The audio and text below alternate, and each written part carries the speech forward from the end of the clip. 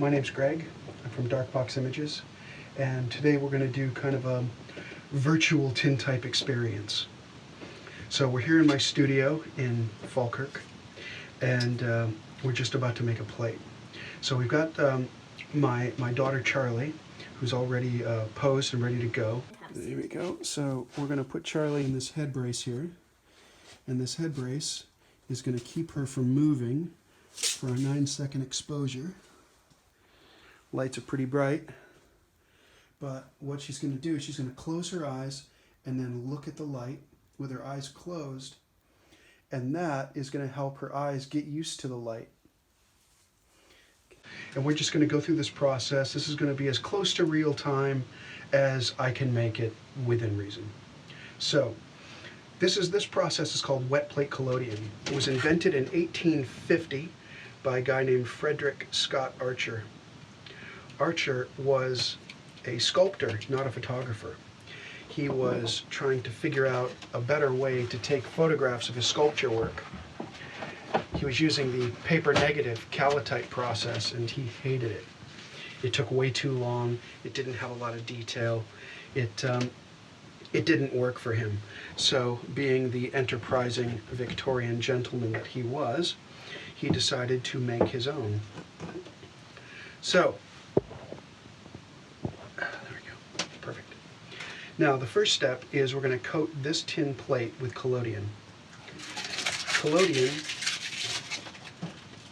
Collodion is a nitrocellulose gun cotton dissolved in ether and a few other things, and it's what's going to create the emulsion for our photograph today.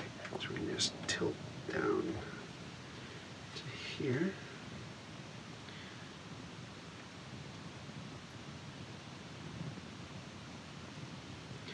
And we're just going to let this flow onto this plate.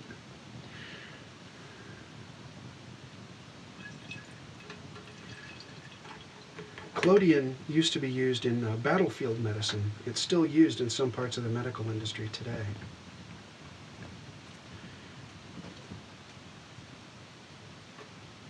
We let the excess drip off. And we're gonna soak this plate in silver nitrate.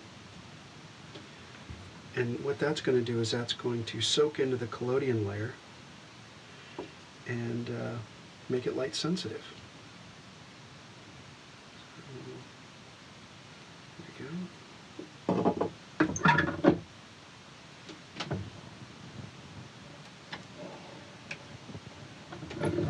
Fantastic. And we are going to let that soak for 4 minutes. And that's going to be just enough time for me to tell you a little bit about the Victorians and their experience with photography. Now, the Victorians were the very first people to have photography. And to really understand what this means, you have to imagine yourself in a world before photographs, where anything that you wanted to see, you had to physically be there, or you were looking at a painting or a drawing or some kind of etching. And this was a revelation to the Victorians.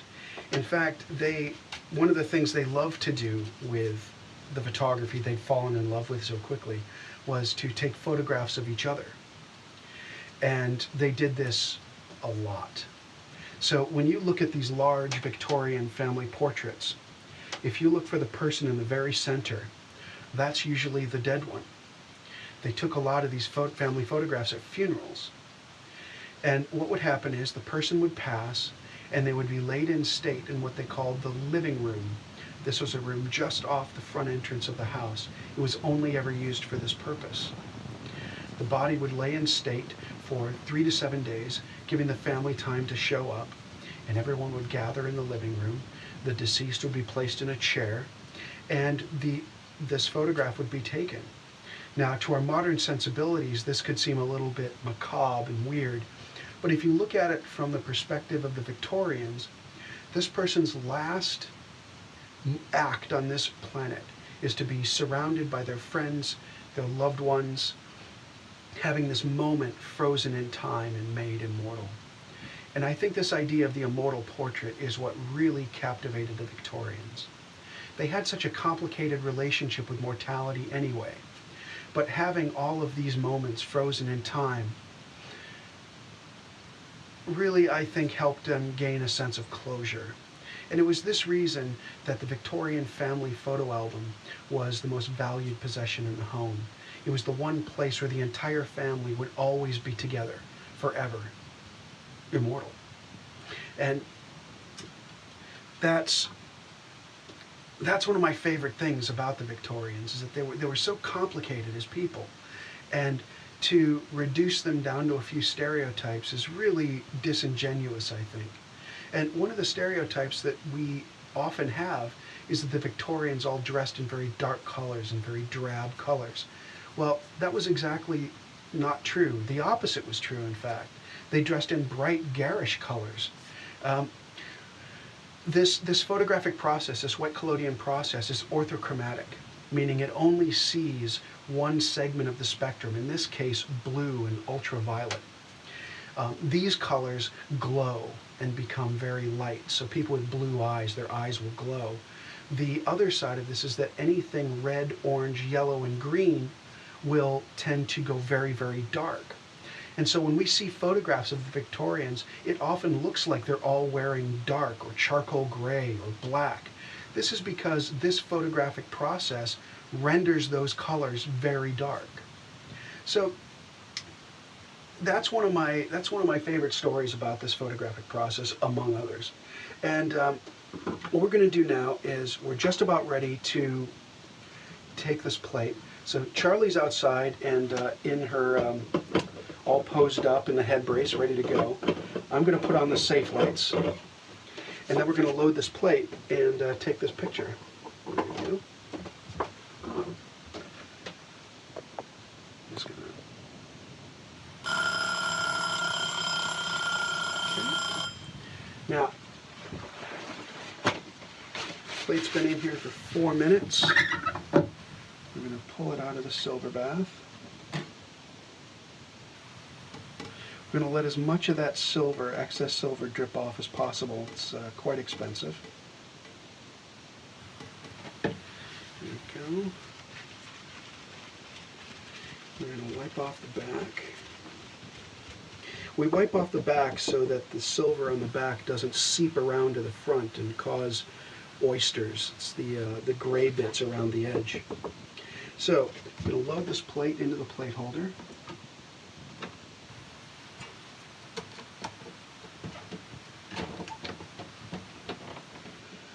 And here we go. Okay, so Charlie, we're just going to check focus one more time. Okay. Good, perfect. Hold that. Don't move.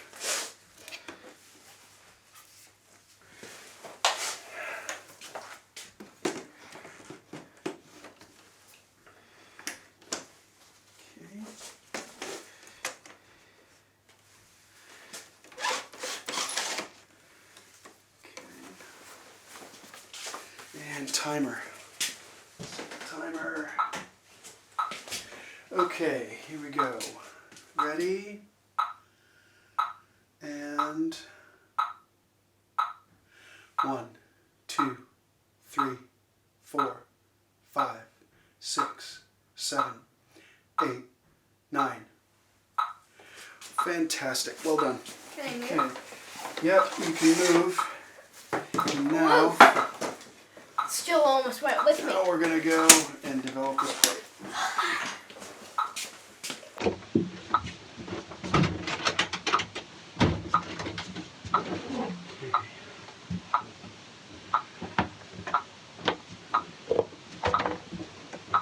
Now we're ready to develop the plates. So we're going to pour some water.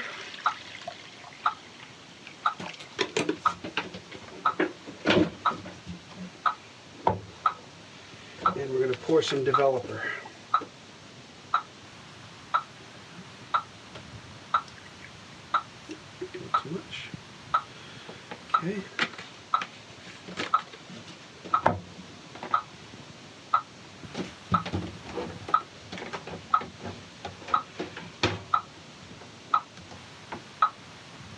going to develop this plate for 15 seconds. So here we go. Ready? And 1, 2, 3, 4, 5, 6, 7, 8, 9, 10, 11, 12, 13, 14, 15.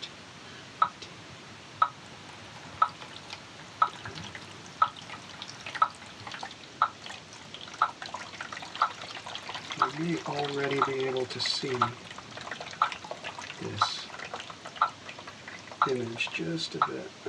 So let's go out to the fixer tank and see the magic bit.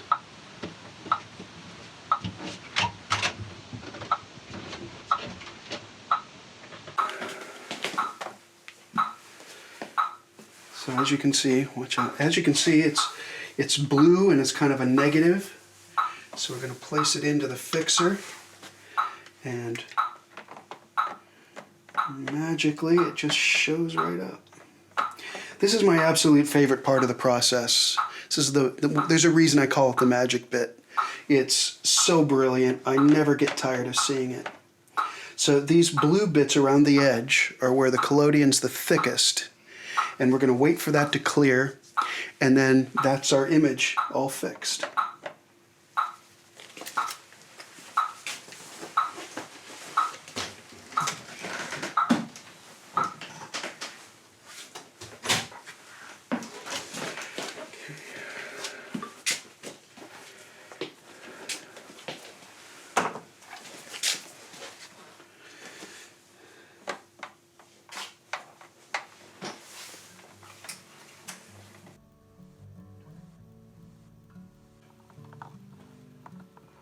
Isn't that fantastic? And we're going to let that sit in the rinse for about 15-20 minutes, and then we're going to wax it. Oh, excellent work. Did a good job.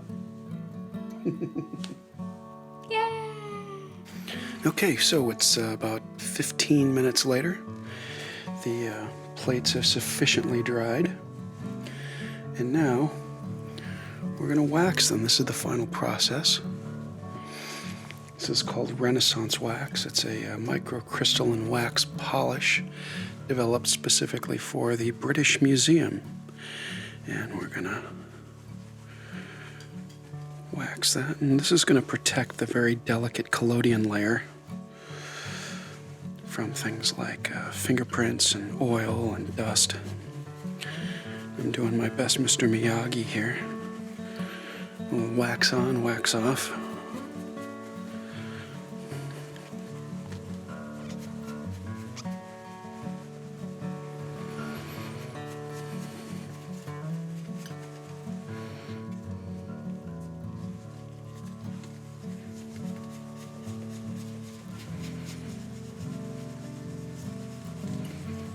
There we go. It's buffing out nicely. You want to wait until your plate is completely dry to do this, or else you risk taking off the image. But